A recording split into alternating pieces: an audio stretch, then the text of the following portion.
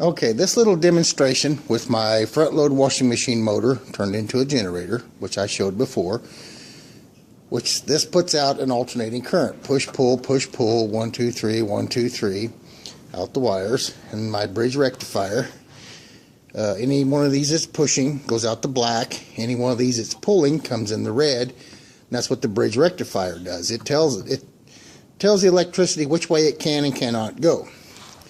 Right now I'm hooked up DC. I'm on the DC side. Everything coming out of the generator comes out the black. Everything getting pulled back in the generator goes in the red.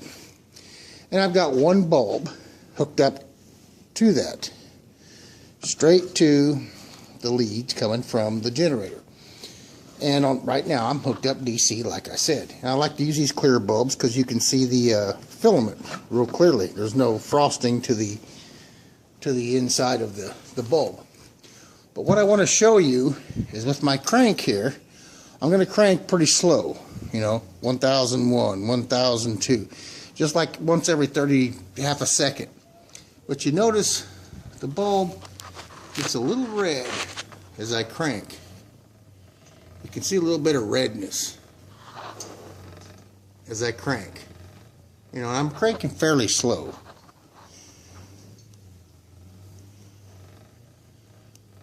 So that's DC. I'm hooked up DC.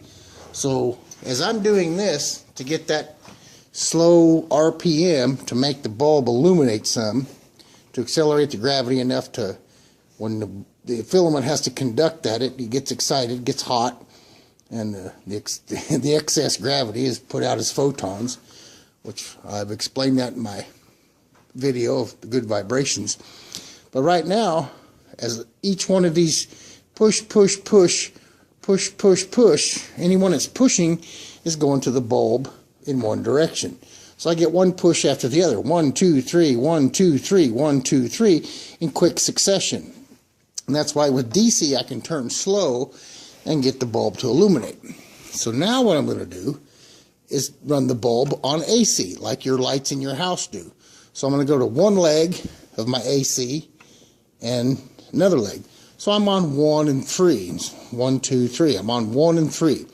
So anytime one of these is pushing out, the other one will be pulling in. And it may not be right at the same time, like 1 and 2 might be, since I'm at 1 and 3.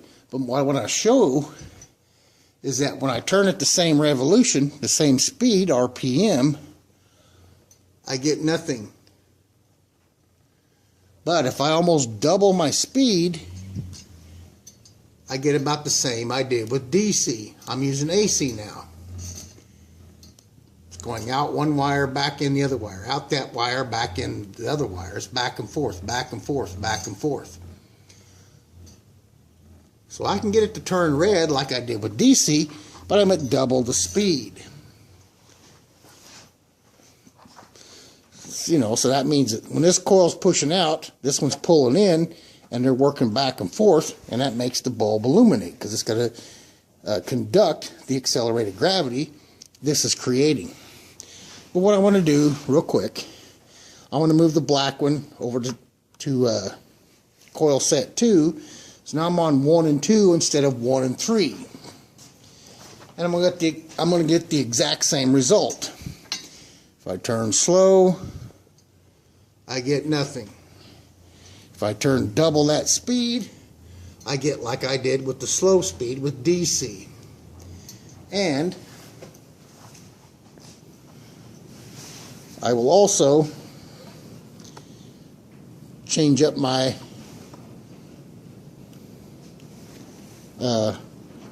system here.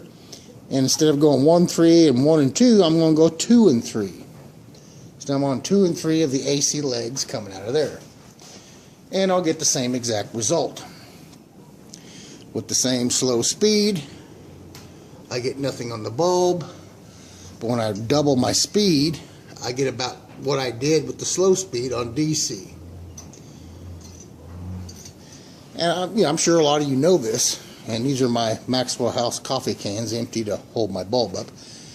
But I'm sure a lot of you know this, is that AC takes a little more revolutions or more RPM or more energy to get it there because DC is direct.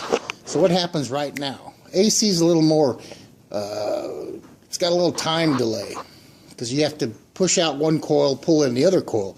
So it's got to make that loop. But DC, especially from an AC generating station, through a bridge rectifier, you got one after the other. 1, 2, 3, 1, 2, 3 going out, and 1, 2, 3, 1, 2, 3 coming in. But on AC, you've got back and forth, out, in, out, in, out, in, out, in. And for the same result on a DC situation where you're getting results of DC, it shows up quicker. It's more immediate. That's why AC is better for transmission and things like that, because it's not as immediate. It takes a little more oomph or power or energy to get it to do that.